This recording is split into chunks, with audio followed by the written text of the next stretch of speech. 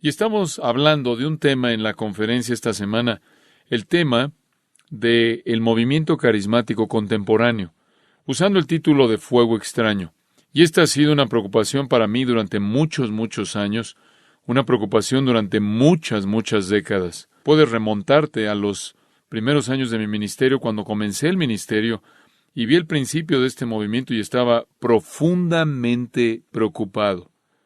A lo largo de los años, he hablado de esto desde el púlpito 40 años atrás en una serie acerca del movimiento carismático, acerca de los temas que estaban prácticamente vivos en el movimiento. Un libro acerca de los carismáticos siguió unos años después, otro libro, Caos Carismático, más series, más atención dada a esto, para tratar de ayudar a nuestra congregación a ejercer discernimiento.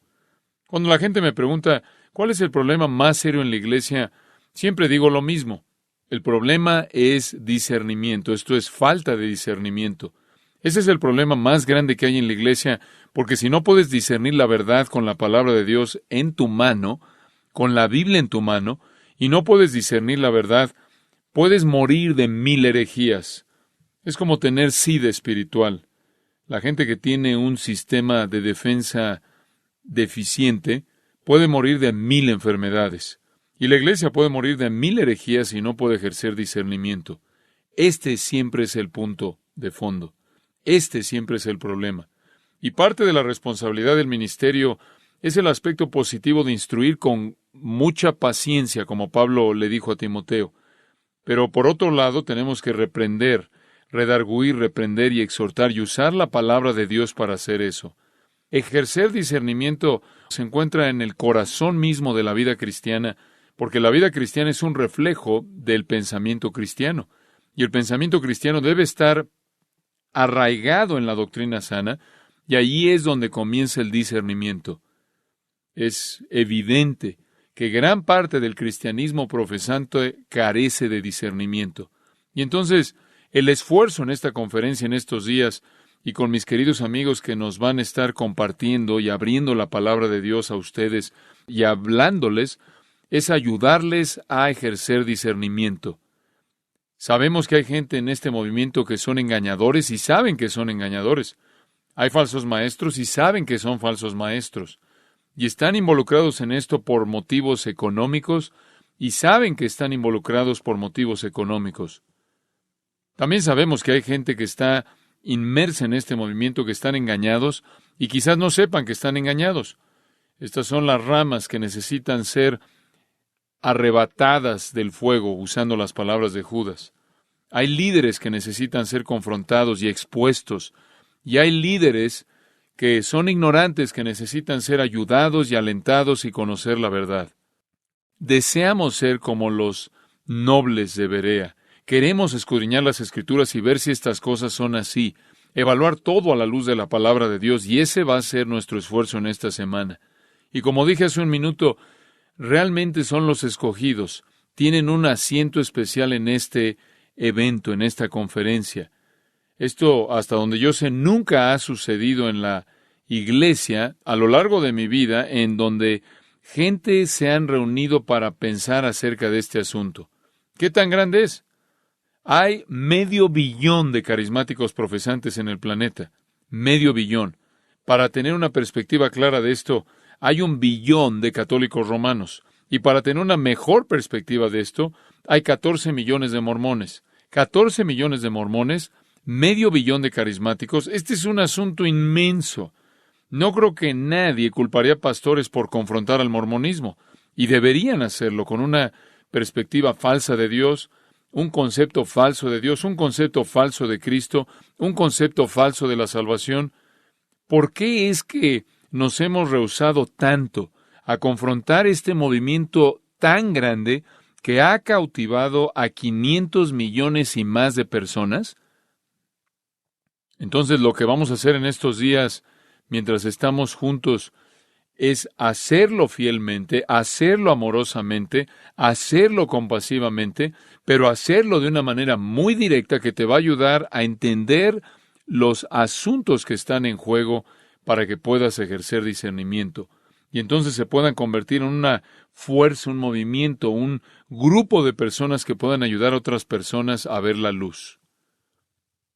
Y quiero que abran sus Biblias en Levítico capítulo 10. Levítico capítulo 10 es en donde encontramos la porción de las Escrituras que es la fuente del título de la conferencia, Fuego Extraño. El deber más elevado y el privilegio más elevado, la conducta más esencial y la responsabilidad suprema para la humanidad es adorar a Dios. Permítanme repetir eso porque quizás estaban distraídos buscando el pasaje en su Biblia. El deber más elevado, el privilegio más elevado, la conducta más esencial y la responsabilidad suprema de la humanidad es adorar a Dios. El Padre busca verdaderos adoradores, creyentes en el Evangelio, en el Señor Jesucristo. Ellos son los verdaderos adoradores. Entonces, nuestro deber y privilegio y prioridad eternos son la adoración. De hecho, cualquier vistazo que vemos al cielo en el libro de Apocalipsis revelará que todos los que están ahí, tanto santos como ángeles, están glorificando a Dios dándole honra. La actividad más seria que jamás alguien hará es la adoración. La actividad más seria que cualquier persona llevará a cabo es adorar. Y no solo en el cielo, sino también en la tierra. Cuando te congregas y dices que es con el propósito de adorar a Dios, acabas de pronunciar sobre ti mismo una urgencia y una severidad y una seriedad de la actividad misma en la cual te involucras. Nada es más serio que la adoración. Y me temo que en nuestra cultura la adoración se ha vuelto frívola, superficial, se ha trivializado. Esta es la actividad más seria. Esta es la actividad más seria que cualquier persona jamás realizará, adorar a Dios. Somos llamados a adorar en espíritu, esto significa con nuestras emociones y con nuestras facultades humanas. Pero también debemos adorar en verdad, y esto es conforme a las Escrituras reveladas.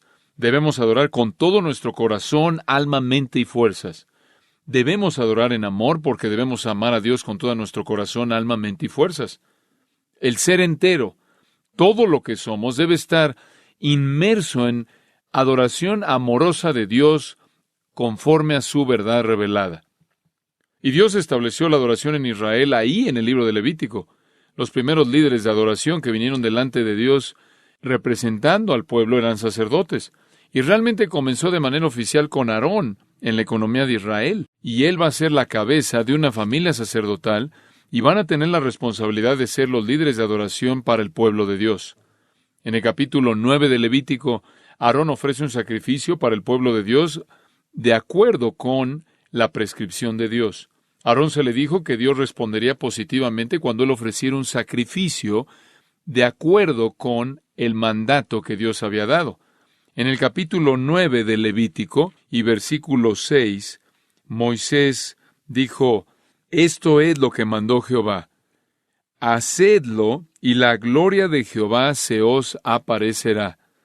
Y dijo Moisés a Aarón, «Acércate al altar y haz tu expiación y tu holocausto, y haz la reconciliación por ti y por el pueblo, haz también la ofrenda del pueblo, y haz la reconciliación por ellos, como ha mandado Jehová».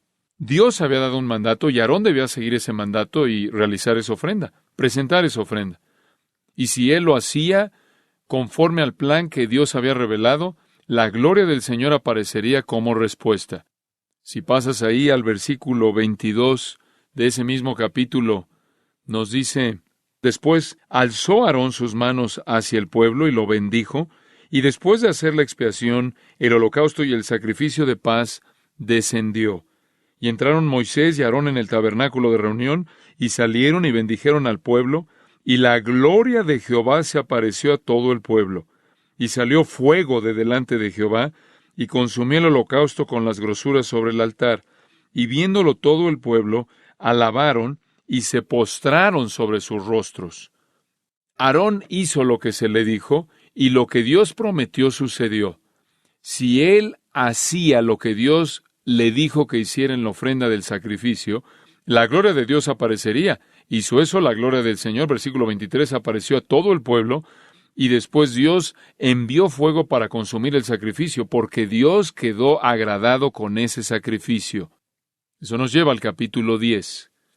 Nadab y Abiú, hijos de Aarón, tomaron cada uno su incensario y pusieron en ellos fuego, sobre el cual pusieron incienso, y ofrecieron delante de Jehová fuego extraño que él nunca les mandó.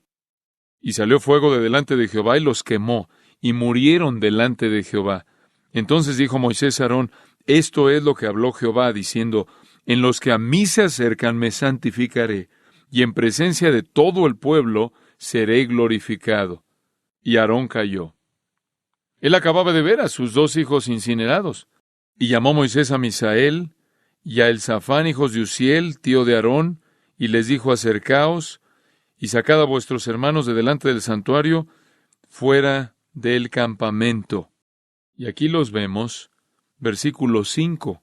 Y ellos se acercaron y los sacaron con sus túnicas fuera del campamento, como dijo Moisés. Entonces Moisés dijo a Aarón y a Eleazar y Tamar sus hijos, no descubráis vuestras cabezas, ni rasguéis vuestros vestidos en señal de duelo, para que no muráis, ni se levante la ira sobre toda la congregación, pero vuestros hermanos, toda la casa de Israel, sí lamentarán por el incendio que Jehová ha hecho. Ni saldréis de la puerta del tabernáculo de reunión, porque moriréis, por cuanto el aceite de la unción de Jehová está sobre vosotros. Y ellos hicieron conforme al dicho de Moisés. Y Jehová habló a Aarón, diciendo, tú y tus hijos contigo no beberéis vino ni sidra cuando entréis en el tabernáculo de reunión, para que no muráis. Estatuto perpetuo será para vuestras generaciones, para poder discernir entre lo santo y lo profano, y entre lo inmundo y lo limpio, y para enseñar a los hijos de Israel todos los estatutos que Jehová les ha dicho por medio de Moisés. Aarón fue obediente y Dios consumió el sacrificio. Sus 2 hijos fueron desobedientes y Dios los consumió a ellos. No quiero entrar a todos los detalles de esto. Es suficiente decir que cuando tú vienes delante del Señor, más vale que honres al Señor. Más vale que vengas de una manera que es coherente con su voluntad y revelación. Esto es lo que significa adorar en verdad. Ahora, los hijos de Aarón eran hombres muy honrados, muy respetados. Eran sacerdotes del Dios verdadero.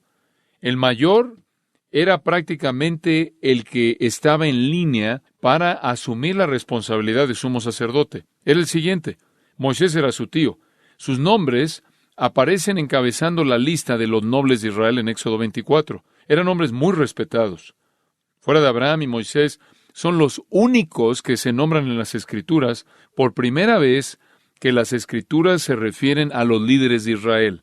Ellos, realmente, fuera de Aarón y Moisés, eran los únicos nombrados. Estos 2 hijos fueron los primeros en la lista de líderes de Israel que fueron nombrados. Y esto lo vemos en Números, y ese realmente era el Sanedrín, los primeros 70 ancianos. No eran siniestros, no eran malos, no eran usurpadores, eran hombres honrados. Con los 70 se les dio el privilegio de subir a Sinaí, en parte, para ver a distancia cómo Dios le hablaba a Moisés. Este fue un gran privilegio porque al pueblo no se le permitió acercarse al monte. Inclusive a los animales no se les permitió acercarse al monte, de acuerdo con Éxodo capítulo 19. Todos tenían que quedarse muy, muy lejos. La gente lejos en el desierto, viendo el fuego y viendo el humo en el monte, mientras Nadab y Abiú se les invitó que subieran. Y de acuerdo con Éxodo 24, vieron a Dios y comieron y bebieron. Fueron hombres privilegiados, cercanos a Dios más que cualquier otra persona. Solo Moisés habría sido considerado más cercano a Dios. Parecían tan seguros, tan seguros. Y después sucedió, versículo 2, y salió fuego de delante de Jehová y los quemó, y murieron delante de Jehová. Entonces dijo Moisés a Aarón, esto es lo que habló Jehová diciendo. Esto es algo serio. Versículo 2, ellos ofrecieron fuego extraño que nunca les mandó. Y no sabemos en particular qué es el fuego extraño. Creo que la mejor suposición es que es fuego de otra fuente que no era el altar de bronce requerido que Dios mismo del cielo había encendido. Ellos debían tomar ese fuego del altar de bronce, el cual Dios personalmente había encendido de una manera sobrenatural. Obviamente trajeron fuego de algún otro lugar, alguna otra fuente. Podría parecer como algo no importante, algo insignificante. Podría parecer a la generación carnal, casual, que busca satisfacerse a sí misma, superficial, una generación como la nuestra, que realmente esta es una reacción excesiva, excesivamente severa. Bueno, ¿por qué? ¿Por qué le importa a Dios de dónde venga el fuego? ¿Acaso ese no es un detalle insignificante? No obstante, podría haber habido algo más que eso. No fue un detalle insignificante para Dios y podría haber habido algo más atrás en esto. El hecho que allí en el versículo 9 se le instruye a Aarón que no beba vino ni sidra cuando entréis en el tabernáculo de reunión para que no muráis. Entonces esto puede indicar que de hecho estaban en estado de ebriedad, estaban borrachos, no estaban en control de sus pensamientos, y esto llevó a su menosprecio blasfemo hacia la prescripción que Dios había ordenado. El mismo fuego que prendió, que encendió el sacrificio en el Nuevo 24, los consumió como antorcha en el capítulo 10. Esto es algo sobrio y esto es algo aterrador. Esto nos recuerda a Dios matando a Ananías y a Zafira en frente de la congregación en Hechos 5 porque mintieron al Espíritu Santo acerca de cuánto dinero tenían cuando vendieron su propiedad. Y esto también le podría parecer a una cultura casual, a una cultura carnal, como una reacción excesiva. Pero permítanme decirles de una manera simple algo. Los crímenes más serios en contra de Dios ocurren en la adoración corrupta. Las señales más serias, los crímenes más serios más bien, en contra de Dios, ocurren en la adoración corrupta. Pasen conmigo, si son tan amables, por un minuto, de regreso al capítulo 32 de Éxodo. Éxodo capítulo 32. Tengo tantas cosas que decir que vamos a acelerar aquí el paso y resumir. Pero yo sé que recuerdan la historia de Éxodo capítulo 32 porque es la historia del becerro de oro. Versículo 4 de ese capítulo, este es Aarón que ha guiado esto. Él prácticamente los tomó de las manos de ellos y le dio forma con buril e hizo de ello un becerro de fundición. Entonces dijeron: Israel, estos son tus dioses que te sacaron de la tierra de Egipto. El becerro de oro era una representación falsa del Dios verdadero. Y el pueblo, como nos dice en el versículo 6, al día siguiente madrugaron y ofrecieron holocaustos y presentaron ofrendas de paz. Y se sentó el pueblo a comer y a beber y se levantó a regocijarse. Estaban adorando al Dios verdadero en una forma falsa, transformando la gloria de Dios en una representación falsa, una imagen falsa. Y ustedes saben cómo siguió la historia. Fue un desastre para ellos. Hubo prácticamente una matanza masiva. La gente murió ahí en el momento. Se levantó hermano contra hermano con una espada y prácticamente destazaron a su propia familia, llevando prácticamente a la práctica, cumpliendo el mandato de Dios de castigar a los adoradores que habían corrompido la adoración. Y quiero repetir eso de nuevo. Los crímenes más serios jamás cometidos en contra de Dios son cometidos en la adoración corrupta. Y eso nos lleva al punto en donde necesitamos decir que el movimiento carismático continuamente deshonra a Dios en sus formas falsas de adoración. Deshonra al Padre, deshonra al Hijo, pero de manera más específica, deshonra al Espíritu Santo, con ideas irreverentes, acciones irreverentes, creencias falsas, declaraciones falsas, promesas falsas, conductas carnales. Todas estas cosas son atribuidas al Espíritu Santo, pero son una deshonra a aquel con el cual se están identificando. Es más fuego extraño y lo triste es que es justificación para juicio. Es justificación para juicio. Cuando estaba hablando de esto hace algunos meses atrás a nuestra iglesia, dije que era algo severo. Jesús le dijo a los líderes judíos: ustedes han atribuido las obras del Espíritu Santo que yo he hecho a Satanás. En otras palabras, ellos dijeron, Jesús hizo lo que hizo por el poder de Satanás, Mateo 12. Y él dijo, ustedes han atribuido las obras del Espíritu Santo a Satanás. Y es apropiado decir que lo inverso está sucediendo en muchos lugares en el movimiento carismático. Están atribuyendo al Espíritu Santo las obras de Satanás. Una vez habían atribuido a Satanás las obras del Espíritu Santo y ahora ha sido invertido. Dios el Padre, Dios el Hijo, Dios el Espíritu Santo, el Dios Trino no es alguien con quien debes jugar. Es peligroso para todos los que ofrecen fuego extraño. Es peligroso para todos los que ofrecen adoración corrupta. Es peligroso declarar cosas que el Espíritu Santo no ha hecho, no ha dicho, cosas en las que no participa y decir que son obras del Espíritu Santo. Esto no es algo insignificante, sino que es una deshonra radical, seria, al tratar al Espíritu Santo de esta manera y aparentemente la gente no lo ve. El otro día estaba viendo algo de la conducta que se lleva a cabo entre hindús, que son parte de lo que es llamado la secta Kundalini. La secta Kundalini, el grupo Kundalini, tienen ciertos movimientos corporales que parecen quizás ser mejor explicados por posesión demoníaca.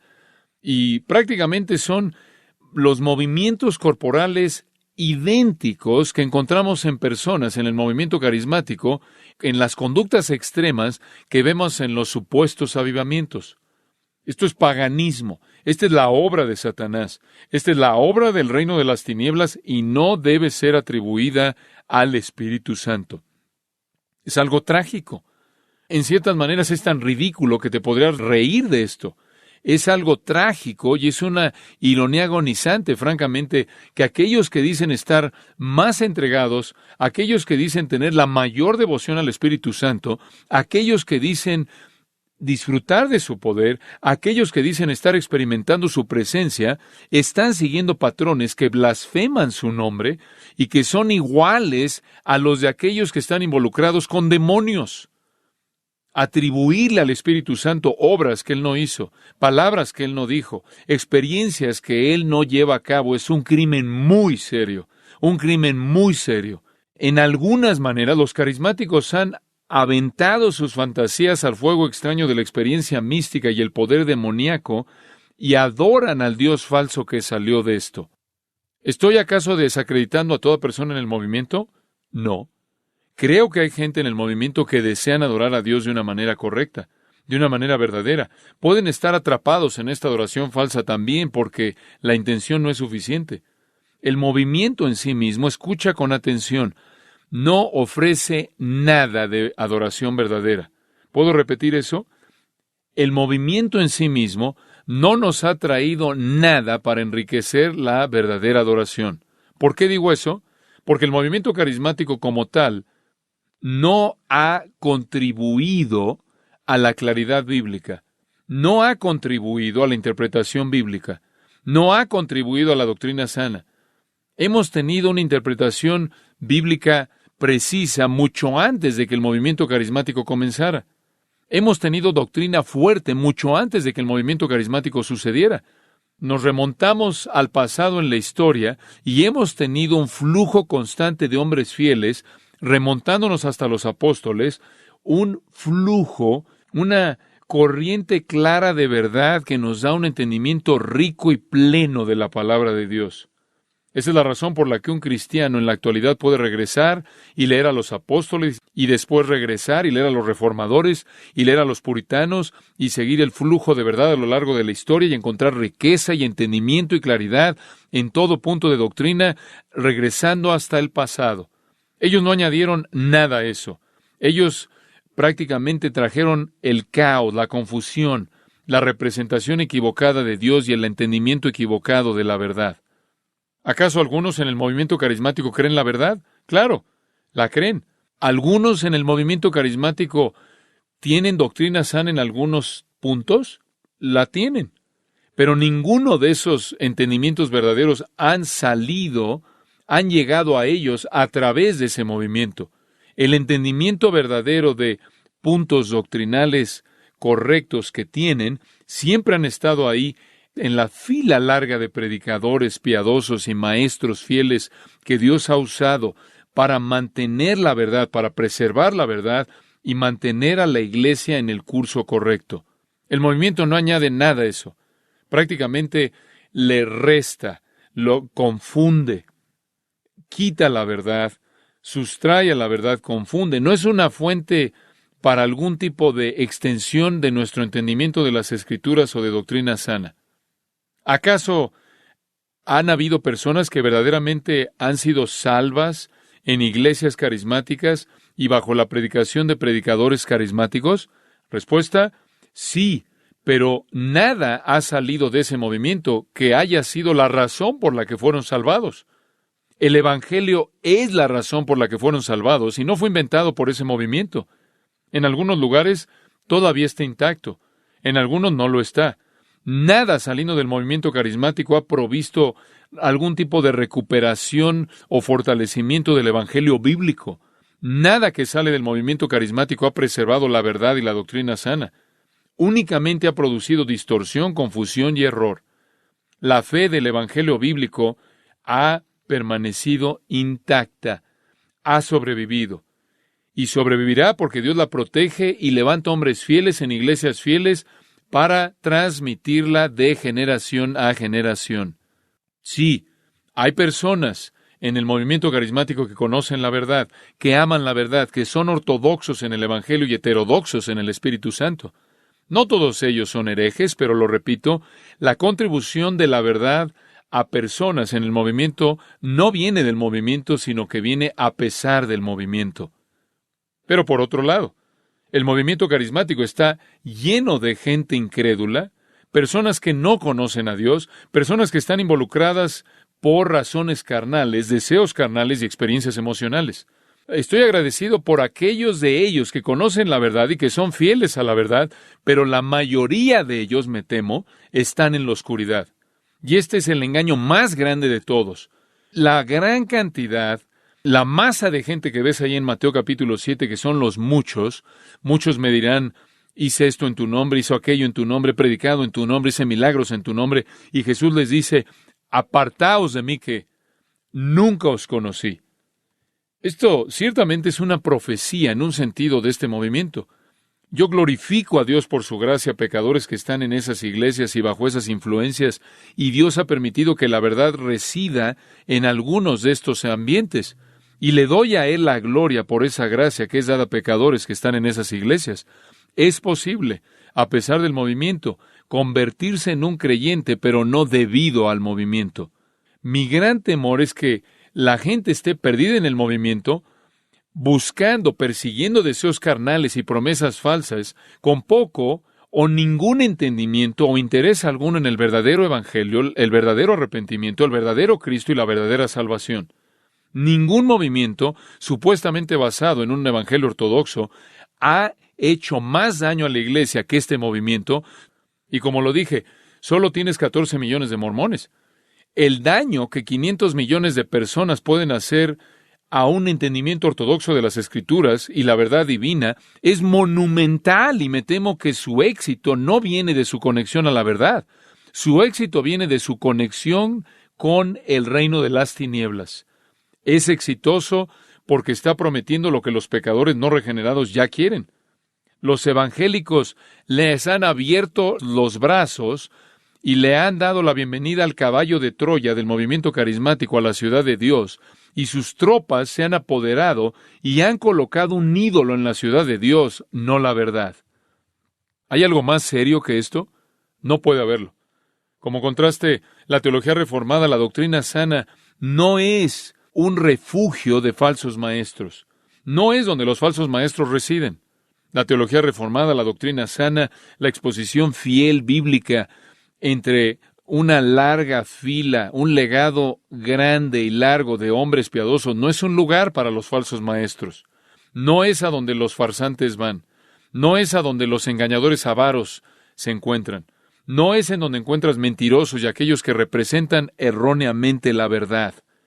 No vas a ir a una asociación de iglesias reformadas, aquellos que creen en las doctrinas de la Reforma que nos llevan de regreso a las doctrinas del Nuevo Testamento, y vas a encontrar milagros falsos, visiones falsas, profecías falsas, unciones falsas y todo tipo de conducta aberrante desenfrenada.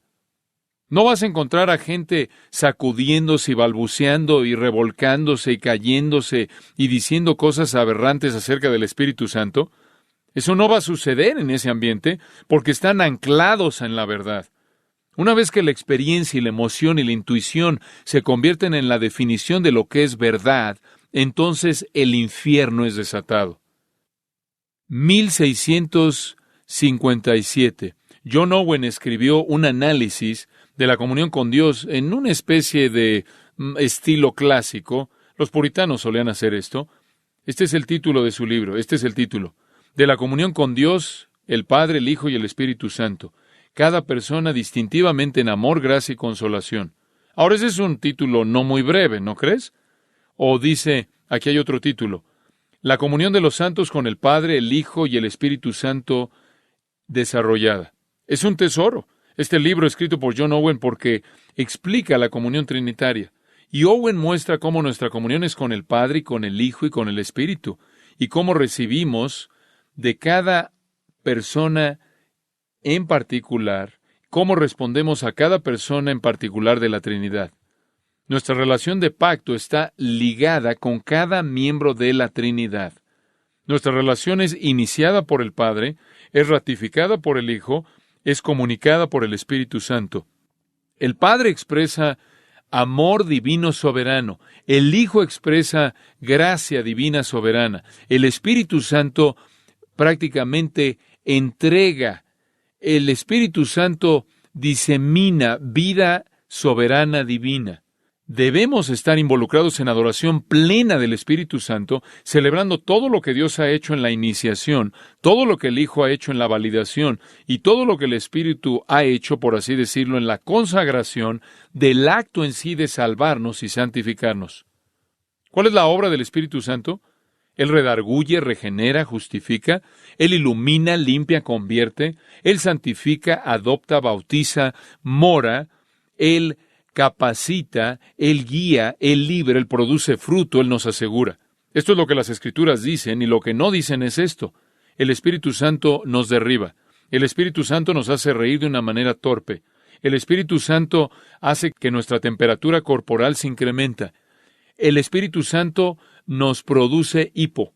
El Espíritu Santo nos produce convulsiones, nos lleva a un estupor, nos hace vernos como si estuviéramos borrachos, nos hace que nos caigamos, nos hace hablar en balbuceo, nos hace producir gemidos, brincar, nos hace revolcarnos. Ridículo, absolutamente ridículo.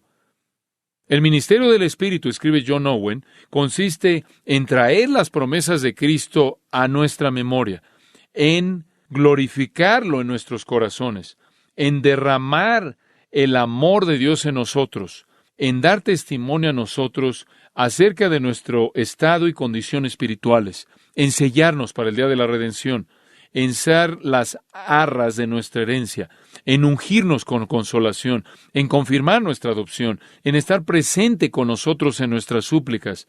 Aquí está la sabiduría de la fe para descubrir y reunirnos, encontrarnos con el Consolador y todas estas cosas, y no perder su dulzura, ni dejarnos en la oscuridad para saber quién es su autor, ni quedarnos cortos de lo que se demanda de nosotros. No podemos distinguir la obra maravillosa del Espíritu Santo acostados en la oscuridad. Tenemos que reconocerla y tener comunión con Él en gratitud por Él. Owen dice, y cito, el patrón de comunión regular como creyente es con 3 personas de la Trinidad en meditación, oración y en una vida ordenada de manera apropiada. Debemos meditar en la misericordia especial y ministerio de cada persona hacia nosotros y hacer que nuestra respuesta apropiada sea el amor y sumisión de manera distintiva a cada uno de ellos. Fin de la cita. Esta es comunión plena con Dios. Desagrada a Dios cuando nos burlamos del Espíritu Santo. Romanos 12 habla de la adoración aceptable. Esta es la prioridad. Esta es la prioridad definitiva. Otro puritano, Thomas Goodwin, dice, y cito, Nuestra adoración algunas veces es con el Padre, y después con el Hijo, y después con el Espíritu Santo. Algunas veces su corazón es llevado a considerar el amor del Padre en escoger, y después el amor de Cristo al redimir, y después el amor del Espíritu Santo al escudriñar las cosas profundas de Dios y revelarlas a nosotros, y esto es lo que nos cautiva, y entonces un hombre va de un testimonio a otro de manera distintiva, el cual, dice Goodwin, es la comunión que debemos tener. Fin de la cita. Él continúa y dice, y cito, nunca debemos estar satisfechos hasta que las tres personas estén al mismo nivel en nosotros y estemos sentados, por así decirlo, en medio de ellas, mientras que las tres manifiestan su amor a nosotros. Esto es lo más elevado que Cristo jamás prometió en esta vida. Me encanta esa frase. Dejar que todas las personas de la Trinidad estén al mismo nivel en nosotros, dándoles a los tres el mismo honor por igual. Fin de la cita. Hay una advertencia en Hebreos 10, si quieren verla por un momento. Hebreos 10, versículo 29. ¿Cuánto mayor castigo pensáis que merecerá el que pisoteare al Hijo de Dios y tuviere por inmunda la sangre del pacto en la cual fue santificado e hiciere afrenta al Espíritu de gracia? Normalmente nos detenemos en la primera mitad de ese versículo, acerca de que hay un infierno más caliente para gente que pisotea al Hijo de Dios. Hay un infierno más caliente para gente que pisotea al Hijo de Dios. No nos gusta cuando la gente pisotea al Hijo de Dios. Alrededor de los últimos 25 años ha habido una defensa bien pensada, extremadamente cuidadosa del Evangelio. Han habido organizaciones, instituciones, coaliciones, grupos. Puedo pensar en regresar antes de que Jim Boyce se fuera al cielo y comenzara la Asociación de Evangélicos que Confiesan. Y todo mundo estaba de acuerdo y se unió. Tenemos que defender a Cristo, defender su deidad, defender su persona, su naturaleza, defender su obra en la cruz, defender su resurrección, defender las doctrinas de la justificación y la multiplicidad de grandes verdades que están relacionadas a la obra de su cruz y resurrección. Han habido muchas personas y han habido muchos que han continuado y continuado y continuado y quizás se han excedido y ahora llegamos al punto que todo debe apuntar a la cruz y todo debe ver a la cruz y todo debe contemplar la cruz. Hemos defendido a Cristo con un compromiso incansable cuando Él ha sido atacado. Y prácticamente hemos hecho lo mismo cuando Dios ha sido atacado, cuando algunos teólogos han venido y han sugerido que Dios no conocía el futuro, que Dios no podía planear el futuro, que Él no tenía idea de cómo iba a ser el futuro. Fue llamado teología de apertura. Y mucha gente se unió a esto, y muchos eruditos y escritores y predicadores comenzaron a reunirse y a fortalecer a la comunidad de los evangélicos para responder a este ataque en contra de Dios el Padre. Pero en este versículo necesitas recordar que hay un castigo más severo para uno que ha insultado al Espíritu de gracia, a uno que ha hecho afrenta al Espíritu de gracia. Afrenta, esto es insultado. El verbo enubrizo en el griego, la forma del nombre, hubristes, de la cual obtenemos palabras en otros idiomas, que quieren decir audacia, insolencia, un insulto violento, un insulto abierto. Este es el ruaj de Yahweh. Este es el aliento del Todopoderoso. Este es Dios, el Espíritu Santo. Mientras que todos estaremos de acuerdo con que el infierno va a estar más caliente para gente que pisotea al Hijo de Dios, lo cual significa que conocen la verdad de su vida y muerte y provisión y la pisotean. Pero la misma advertencia es dada a personas que son audaces e insolentes e insultan de manera violenta al Espíritu de gracia. Y el siguiente versículo dice ahí en Hebreos, horrenda cosa es caer en manos del Dios vivo. Dice el siguiente versículo, versículo 30, pues conocemos al que dijo, mía es la venganza, yo daré el pago, dice el Señor, y otra vez el Señor juzgará a su pueblo. Horrenda cosa es caer en manos del Dios vivo.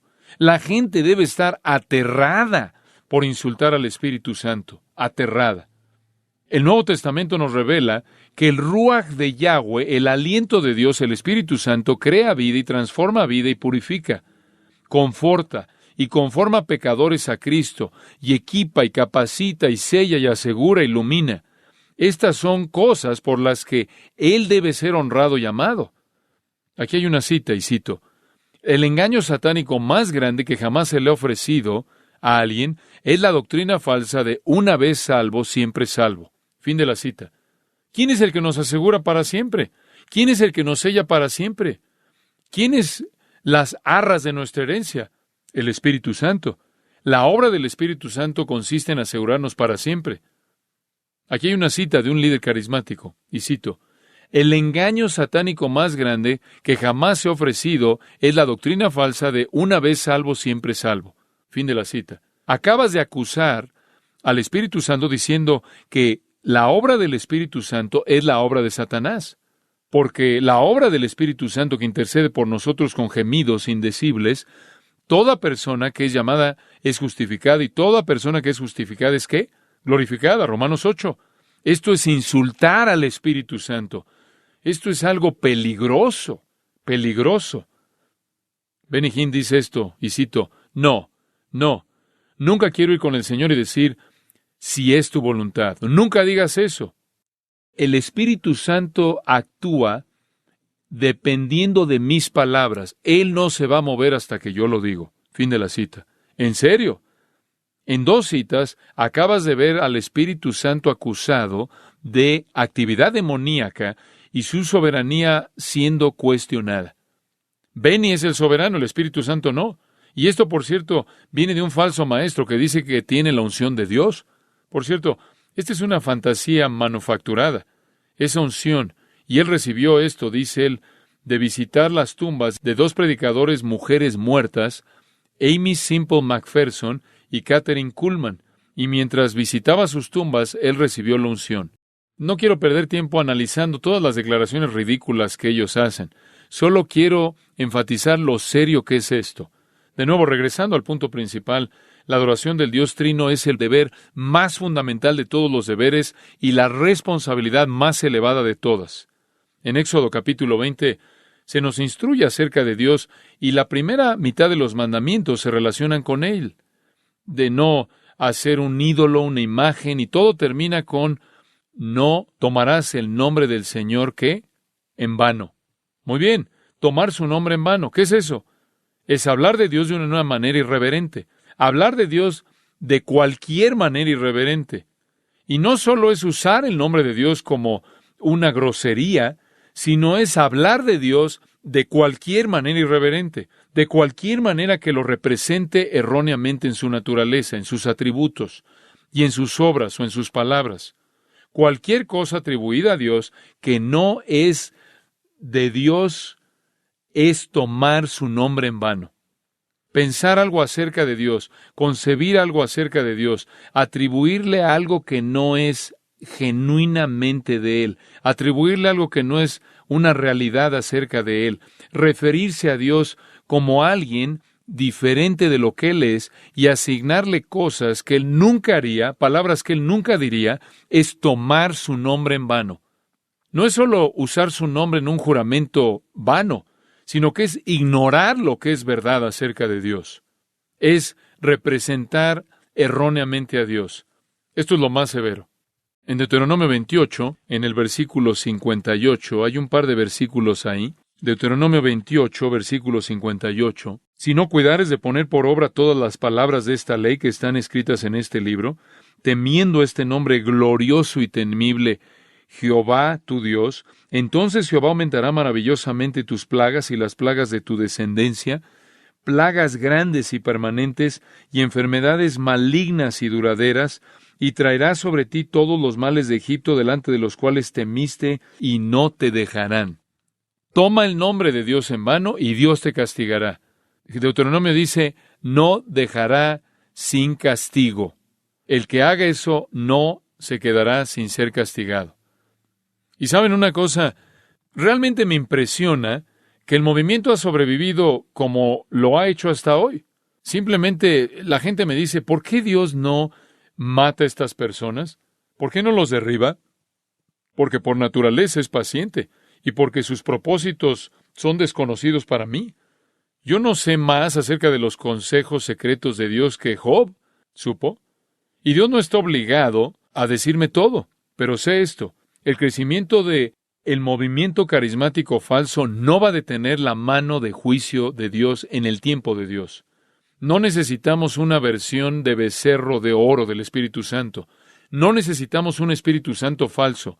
Necesitamos al Espíritu Santo que está revelado en las Escrituras, titulado El aliento del Todopoderoso, en Job 33, el Espíritu eterno de Hebreos 9, el Espíritu generoso, buen Espíritu de Salmo 51, el buen Espíritu del Salmo 153, y después todos estos nombres, el Espíritu del Dios viviente, el Espíritu de Dios, el Espíritu del Padre, el Espíritu de Cristo, el Espíritu del Hijo, el Espíritu de vida, el Espíritu de gracia, el Espíritu de sabiduría, el Espíritu de consejo, de poder, de entendimiento, conocimiento y del temor del Señor, el Espíritu de verdad, el Espíritu de santidad, el Espíritu de gloria, el Consolador, y en Lucas 1, el poder del Altísimo. Tan santo como es el Padre y el Hijo, así lo es el Espíritu. Tan soberano como lo son el Padre y el Hijo, así de soberano es el Espíritu. Tan poderoso como lo es el Padre y el Hijo, así de poderoso es el Espíritu. Tan lleno de gracia que es el Padre y el Hijo, así de lleno de gracia es el Espíritu. Igual de amoroso que es el Padre y el Hijo, así lo es el Espíritu, uno en perfección. Y eso simplemente me lleva a decir que estamos aquí para tratar de llamar a la restauración de la verdadera adoración del Espíritu Santo en la iglesia. Es difícil para mí tratar con esto. El celo, si puedo usar las palabras que Jesús usó del salmista, el celo por tu casa me ha consumido. Los vituperios que caen sobre ti han caído sobre mí. Cuando el Espíritu Santo es tan deshonrado, siento el dolor. La iglesia se ha levantado, como dije, para defender al Padre, defender al Hijo. ¿Acaso no se va a levantar para defender al Espíritu Santo? Realmente no hay manera de explicar ese fracaso.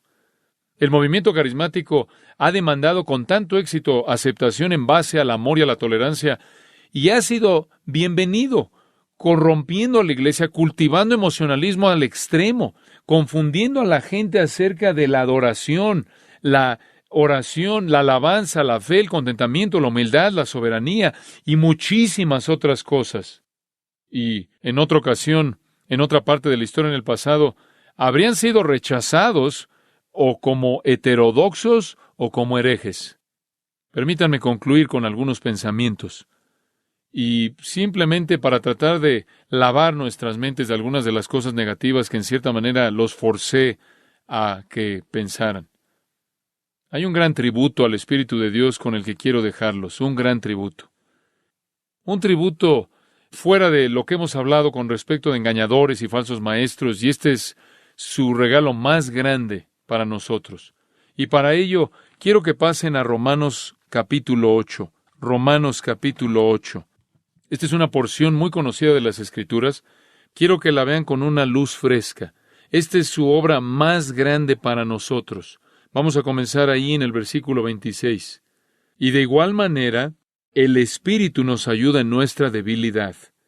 Pues, ¿qué hemos de pedir como conviene? No lo sabemos, pero el Espíritu mismo intercede por nosotros con gemidos indecibles. Mas el que escudriña los corazones sabe cuál es la intención del Espíritu, porque conforme a la voluntad de Dios intercede por los santos. Claro que eso se está refiriendo al Espíritu Santo. Y sabemos que a los que aman a Dios, todas las cosas les ayudan a bien. Esto es, a los que conforme a sus propósitos son llamados. Porque a los que antes conoció, también los predestinó para que fuesen hechos conformes a la imagen de su Hijo, para que Él sea el primogénito entre muchos hermanos. Y a los que predestinó, a estos también llamó. Y a los que llamó, a estos también justificó. Y a los que justificó, a estos también glorificó. Romanos 8 es el capítulo del Espíritu Santo. Todo acerca del Espíritu Santo y su ministerio. Y llega al versículo 26 y el Espíritu Santo nos ayuda en nuestra debilidad. Y lo hace en primer lugar al interceder por nosotros. Él es un intercesor así como Cristo es un intercesor por nosotros. Y Él siempre intercede de acuerdo con la voluntad de Dios porque Él conoce la voluntad de Dios. Como resultado de la obra intercesora del Espíritu Santo, todo obra para bien. Todo obra para bien. Para nuestro bien eterno como creyentes. No solo porque Dios lo dice, sino porque el Espíritu Santo se asegura de que suceda. ¿Muy bien? El Espíritu Santo es el que está haciendo que todo obre para nuestro bien. Todo, absolutamente todo. Pero hay otro elemento de esto. ¿Cuál es la esencia de esta bondad? ¿A qué te refieres con que todas las cosas nos ayudan a bien? ¿Cuál es el bien? Versículo 29, aquí está. Aquí está el bien. Porque a los que antes conoció, también los predestinó para que fuesen hechos conformes a la imagen de su Hijo. Ahora, aquí está la obra definitiva del Espíritu Santo, conformarnos a Cristo. Muy bien, el Espíritu Santo lleva a cabo su obra en nosotros de tal manera que todo opere para llegar a una meta definitiva, para llegar a un bien definitivo, y ese bien definitivo es conformidad a la imagen del Hijo de Dios. Y entonces Él se convierte en el preeminente entre muchos que comparten su semejanza. Entonces, ¿qué es lo que el Espíritu Santo quiere hacer en tu vida? Dicho de una manera simple, conformarte ¿a quién? A Cristo, hacerte como Cristo. Conformarte a la eikón, la imagen de Cristo. Él lleva a cabo sobre nosotros para hacernos como Jesucristo. Eso es de lo que Pablo habla en Filipenses cuando él dijo, prosigo a la meta. Y dices, bueno, ¿cuál es la meta? La meta es el premio del supremo llamamiento. ¿Cuál es el premio cuando seamos llamados al cielo? Seremos como Cristo. Entonces, aquello en lo que nos convertiremos cuando seamos glorificados es la meta, inclusive ahora en nuestra santificación. Aquello en lo que nos convertiremos, si hemos sido predestinados y llamados y justificados, seremos glorificados, y cuando seamos glorificados, seremos hechos como Cristo. Primera de Juan 3. Seremos como Él porque le veremos tal como Él es. Esa es la meta final, ese es el objetivo final. El Espíritu Santo nos va a llevar ahí. Y mientras tanto, hasta que seamos glorificados y hechos como Cristo, la obra del Espíritu Santo consiste en conformarnos más y más a la imagen de Cristo. Para entender su obra, entonces, necesitamos ver a Cristo. Necesitamos ver a Cristo porque vamos a ver en Cristo, quien es totalmente hombre y totalmente Dios, un retrato de la obra perfecta del Espíritu Santo. ¿Cómo es que el Espíritu Santo llevó a cabo su obra en Cristo? ¿Acaso lo derribó? ¿Lo hizo que se viera como si estuviera borracho? ¿Hizo que se cayera o se revolcara o se riera de manera histérica o ladrara o emitiera algún balbuceo? Es algo absurdo pensar en algo como eso. Y la gente que hace eso no está llena del Espíritu. Eso no es lo que el Espíritu Santo hace. El Espíritu Santo fue el compañero constante de Jesús. El compañero constante de Jesús. Fue el Espíritu de Dios quien le dio vida en el vientre de María. El Hijo de Dios se despojó a sí mismo de sus prerrogativas divinas, se sometió voluntariamente a la voluntad del Padre en el poder del Espíritu, y Jesús refrenó el uso independiente de sus capacidades, privilegios divinos, y se sometió al Espíritu Santo. Y entonces su vida fue así. Escuche esto. De acuerdo con Lucas 1, fue concebido por el Espíritu Santo. De acuerdo con Lucas, él fue llevado a la madurez por el Espíritu Santo, creciendo en sabiduría, estatura, favor con Dios y los hombres. De acuerdo con Marcos 1, él fue ungido por el Espíritu Santo en su bautismo. De acuerdo con Lucas, él fue sostenido por el Espíritu Santo en su tentación. Él fue capacitado por el Espíritu Santo, Lucas 4, 14 y 15, para ministerio. Él fue llenado con el Espíritu Santo para que caminara de manera perfecta en obediencia. Él fue perfeccionado para la obediencia. Él fue capacitado en el poder del Espíritu y a través del sufrimiento por el cual aprendió la obediencia. Hebreos 9:14 dice que él enfrentó la muerte triunfalmente en el poder del Espíritu Santo. Fue el Espíritu Santo que estaba operando en Jesús. Romanos 1 dice que él fue resucitado por el poder del Espíritu Santo, inclusive después de la resurrección. Su ministerio post-resurrección, de acuerdo con Hechos 1, 1 y 2, fue en el poder del Espíritu conforme él enseñaba cosas acerca del reino. Ahora escucha, el Espíritu Santo fue a Cristo lo que Él es a nosotros. Si quieres ver la perfección de la obra del Espíritu Santo en nosotros, observa la obra que Él llevó a cabo en el hombre perfecto. Permíteme regresar a eso por un momento.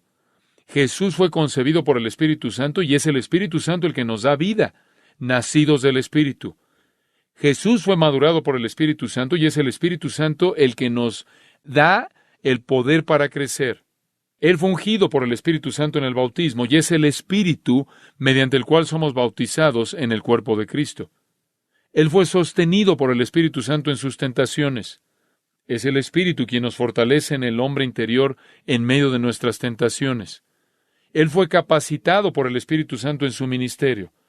Es el Espíritu Santo el que nos dota y nos capacita en el ministerio. Él fue lleno del Espíritu Santo para que hubiera una demostración del fruto del Espíritu y santidad, y es el Espíritu quien nos llena y produce fruto en nosotros. Él fue perfeccionado por el poder del Espíritu Santo en obediencia, y el Espíritu hace lo mismo en nosotros. Él enfrentó la muerte triunfalmente en el Espíritu. Es el Espíritu de gracia y gloria quien nos sostiene en nuestro sufrimiento. Él fue resucitado de los muertos por el Espíritu. Es el Espíritu quien también nos resucita. Si quieres ver el ministerio del Espíritu Santo y cómo Él obra en nosotros, observa lo que hizo en Cristo. Claro, en Cristo hay una obediencia perfecta, una sujeción perfecta, pero el Espíritu Santo fue al Hijo lo que Él es a nosotros.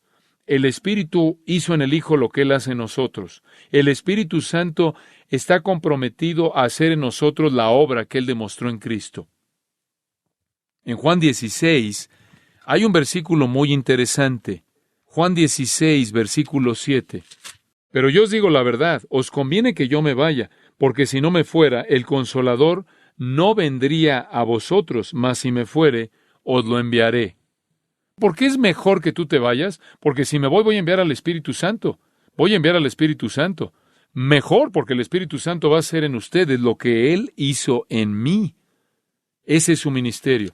Yo he tenido mi ministerio, ese es su ministerio. El mío ha llegado a su fin, el suyo está a punto de ser iniciado en su plenitud. Juan 14, 16. Y yo rogaré al Padre y os daré otro Consolador, para que esté con vosotros para siempre. Versículo 26. Mas el Consolador, el Espíritu Santo, a quien el Padre enviará en mi nombre, Él os enseñará todas las cosas, y os recordará todo lo que yo os he dicho. Esto es primero a los apóstoles que van a escribir el Nuevo Testamento, y extendido más allá de eso a todo creyente que se va a beneficiar del ministerio de la verdad del Espíritu Santo. El capítulo 15, en esencia, dice lo mismo. Versículo 26. Pero cuando venga el Consolador a quien yo os enviaré del Padre, el Espíritu de verdad, el cual procede del Padre, Él dará testimonio acerca de mí. Capítulo 16, versículo 13. Pero cuando venga el Espíritu de verdad, Él os guiará toda la verdad, porque no hablará por su propia cuenta, sino que hablará todo lo que oyere, y os hará saber las cosas que habrán de venir. Él me glorificará, porque tomará de lo mío, y os lo hará saber. En otras palabras, el ministerio del Espíritu Santo es llevarte a la verdad, descubrir las cosas de Cristo en ti, para que puedas ser conformado a la semejanza a Cristo. Esto es simplemente una realidad asombrosa. El Espíritu Santo hace en nosotros lo que Él hizo en el Hijo, conformarnos a la imagen misma de Cristo. Jesús nos muestra cómo se ve la humanidad perfecta. El Espíritu nos está conformando a Cristo, capacitando a los elegidos redimidos por Dios, para que a lo largo del tiempo seamos triunfales sobre el poder del pecado, la carne, Satanás y el mundo, capacitándonos para ser más y más como el Hijo de Dios. El Espíritu Santo está llevando a cabo en nosotros, produciendo en nosotros conocimiento santo, doctrina santa, obras santas, actitudes santas, palabras santas, una naturaleza santa. Esto es una manera de vivir santa, acciones santas, ambiciones santas, anhelos santos, deseos santos. ¡Qué cosa tan horrible! ¡Qué insulto es para Él! Decir que es responsable por la corrupción y la impiedad y la insensatez, inclusive los elementos demoníacos que deshonran al Padre y al Hijo y al Espíritu Santo. La obra del Espíritu Santo es tomar a portadores corruptos de la imagen de Dios que no pueden glorificar a Dios, en quienes la semejanza divina ha sido tan profundamente distorsionada que todos van a morir eternamente y van a pasar la eternidad en el tormento del infierno sin posibilidad alguna de escape, y tomar a esas personas distorsionadas y llenas de cicatrices y restaurarles a la semejanza a Jesucristo. Comenzaré a creer que la verdad prevalece en el movimiento carismático cuando vea líderes que son las personas más expuestas a sus principios y que se vean más parecidos a Jesucristo. Y puedo ver que realmente sean participantes de la naturaleza divina. Padre, te damos gracias porque hemos podido congregarnos. Gracias por estas amadas personas. Hay un anhelo en sus corazones por la verdad, no por la verdad en sí misma, sino por causa de conocerte a ti, llamarte a ti, servirte a ti, proclamar tu palabra. Sabemos cuál es la verdadera obra del Espíritu Santo, porque tú nos has dicho que en donde veamos semejanza a Cristo, la humildad de Cristo, la mansedumbre de Cristo, la gentileza de Cristo, la bondad de Cristo, la veracidad de Cristo, en donde vemos la palabra de Dios exaltada y honrada, sabemos que el Espíritu Santo está operando. Cuando vemos sacrificio, en donde vemos sacrificio, en donde vemos amor, en donde vemos una pasión por las Sagradas Escrituras, en donde vemos discernimiento y que la verdad reina, sabemos que el Espíritu Santo está obrando. Y bueno, no vemos eso en este movimiento. Y por lo tanto, no podemos concluir que es una obra del Espíritu Santo. Nunca se lo atribuiríamos a Él. Tendríamos temor, siquiera de pensar de hacerlo. Haz que la verdad sea clara, Señor. Haz que la verdad sea clara. Ayúdanos a entender para que seamos medios de ayudar a otros a entender. Gracias por todo lo que has hecho en nosotros. No nos sentimos engañados. No necesitamos estar buscando, persiguiendo algún tipo de estas farsas insensatas. Estamos contentos porque la obra del Espíritu Santo verdaderamente se está desarrollando en creyentes verdaderos. Estamos agradecidos porque experimentamos eso. Está manifestando en nosotros tu amor hacia ti, nuestro amor hacia la verdad, nuestro amor hacia el pueblo de Dios. Estas son cosas producidas por el Espíritu Santo, no solo en lo que amamos, sino en lo que odiamos. Un odio hacia el error, hacia el pecado, hacia la corrupción. No somos perfectos, estamos lejos de ello. Pero amamos lo que amamos y odiamos lo que odiamos debido a la obra del Espíritu Santo en nosotros. Y te damos gracias por ello. Bendecimos tu nombre. Danos una semana maravillosa y cumple en nosotros todo tu placer y cumple en nosotros tu beneplácito. Oramos esto en el nombre de Cristo. Amén.